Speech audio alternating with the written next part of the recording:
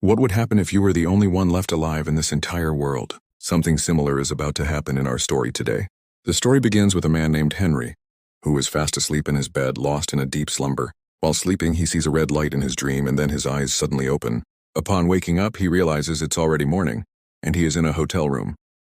He calls the reception to order breakfast, but no one answers because there is no one there at that moment. As usual, he gets into his car and heads to his office. On the way, he stops at a gas station to refuel, but when he goes to the counter, no one is there. Henry starts calling out to people nearby, but despite shouting multiple times, there is no response, as if the place is completely deserted. He searches the entire station but finds no one. He even steps outside onto the road, but apart from himself, not a single human is in sight. In his search for people, he starts breaking into houses, but apart from a few burnt remnants, he finds nothing. He then continues toward his office. On the way, an abandoned truck blocks his path, standing there as if its driver had vanished while driving.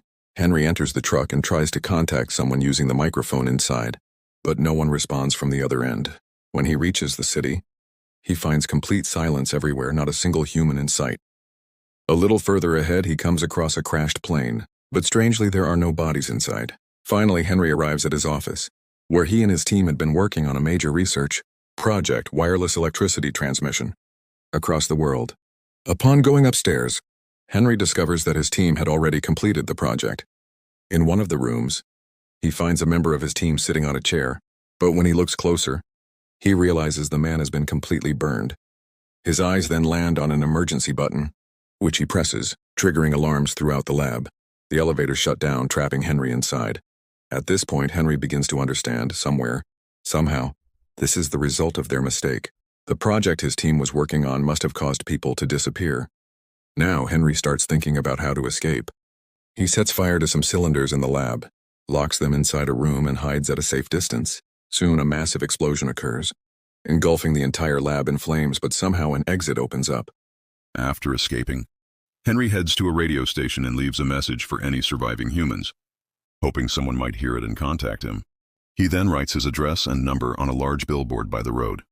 When that yields no results, he takes a police car and begins searching, but finds not a single human. Days pass and Henry remains alone.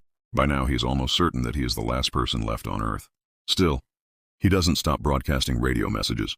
To distract himself, he moves into an extravagant, luxurious mansion, wears expensive clothes, drives fancy cars, and indulges in everything he desires. But eventually, he grows weary of it all. The isolation starts affecting his mental health. In a desperate, unstable state, he begins wearing women's clothes, smashing things inside the mansion, and even starts deluding himself into believing he is the president of the world. And dressed in women's clothes, he starts roaming everywhere, wreaking havoc wherever he goes. The next morning, he goes to take a bath. Henry then arranges a generator, chooses a house, and starts living there. His days pass in the same monotonous way until, months later, he hears a commotion. After all, he hadn't seen any animals either since humans disappeared. He grabs a gun and hides for a while, but no one shows up. Assuming it was just his imagination, he gets back into his car and drives toward the city. Days pass like this until one day, while sitting at home and killing time on his computer, a girl suddenly appears behind him, holding a gun.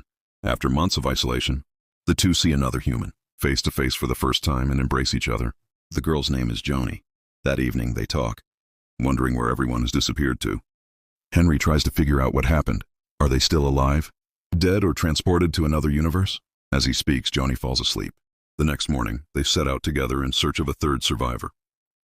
They decide to split up, and Henry gives Jony a radio phone so they can stay in contact. Henry heads to the science university while Jony goes to the hospital. While trying to make sense of everything, something strange happens. Objects around him begin moving on their own, and the same red light he saw at the beginning of the story reappears. Later, while eating together, Henry tells Jony that the scientists he used to work with were conducting an extremely dangerous experiment around that time. Maybe one of those experiments led to this, but it's also possible that humans weren't at fault at all.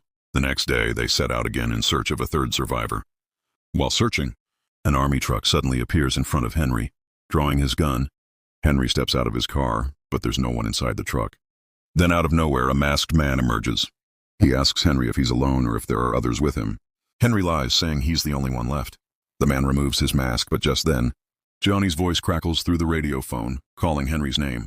Hearing this, the man orders Henry to take him to Jony. When the three finally meet, they embrace, believing they might be the last. humans left on Earth. The man introduces himself as James, overjoyed. They spend the evening talking. James shares that he thought he was dead, that all of this was a hallucination. Just before everything happened, he had been moments from death, drowning after being pushed into water by a friend. Then he saw a red light, and when he surfaced, everyone had vanished. Jony recounts her own experience. She was drying her hair when an electric shock hit her, and the same thing happened. Henry reveals that on the last night, he had taken too many sleeping pills, which might have nearly killed him. They realized they survived because, at the exact moment the world disappeared, they were all on the brink of death. Celebrating their bizarre second chance, they dance and sing together. The next morning, Henry uses a telescope and other equipment to conduct research. He tries to share an urgent discovery with Jony and James, but they show little interest. Frustrated, Henry shoves James aside, storms off in his car, and drives away alone. James decides to chase after him, but Jony stops him. Instead, they take separate cars. James rams into Henry's vehicle, sending it crashing into nearby bushes. The two men fight, their tensions boiling over.